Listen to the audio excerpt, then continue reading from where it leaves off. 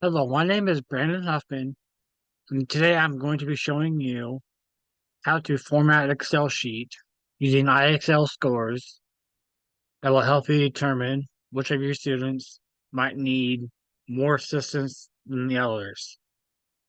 For this demonstration purpose, I have made up these values right here of 400 and 600. To confirm, you might want to check with your billing administration. So then based on these values, I'm going to go ahead and start by selecting my overall scores. So by going to the C, and then once you see the down arrow, click it and it highlights everything down. So then I'm going to come over to conditional formatting, click on that, and then we're going to make a new rule. Then we're going to format only cells that contain, drag this down so I can see these values. Okay, for cell values, we're going to click this, and then we're going to go into select 400. I'm using this value instead of typing in because as the year progresses, maybe the administration wants to change these scores, and instead of having to retype it, you can just change it format here, and it'll reformat the whole Excel sheet for you. So I'm going to go ahead and select H2 400 and hit enter. As you can tell, H2 is right there. And then we're going to go to and, click the up arrow, and select 600, and we're going to hit enter. And we're going to go to format, and we're going to go into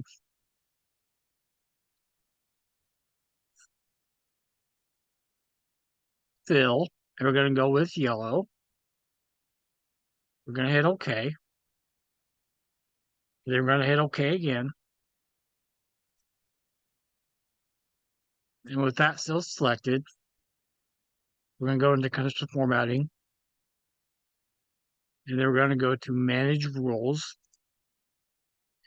And since there's three options we're going to do, I'm going to duplicate this rule 3 times. So 1, 2. Okay, then I'm going to select the first rule. I'm going to edit that rule. So we're going to look for cell value that is less than or equal to. Go here, we're going to go 400, hit enter. And this is right here, it's supposed to be red. We're going to go to format, fill, hit that red there, hit OK. OK. As you can tell, we still need to go one more. So we're going to edit that. Select the bottom rule. We're going to edit that. We're going to go, we're going to keep sub A the same. And then we're going to go to greater than, select that, 600, hit enter. And then this one's going, based on this one's going to be green. We're going to hit OK. We're going to hit OK. And then once we have yellow, red, green, between, less than, greater than, I2, make sure these H2, scroll this down. As you can tell, that's H2, so those all match. Going to hit apply. And we're going to hit OK. And so you can scroll down and see Everything without having to remember what this is, we're going to put the cursor in A4, and we're going to go up to View, and we're going to go over to Freeze Panes, and we're going to click on Freeze Panes.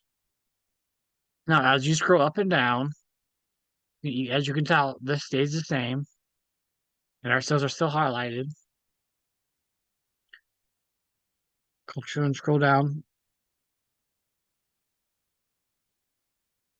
So instead of having, this helps us because instead of having to sort by number and make sure the student names don't mess up, we can continue to scroll down and see what students need more enforcement or extra need enforcement. So once you do that, I'm going to save it.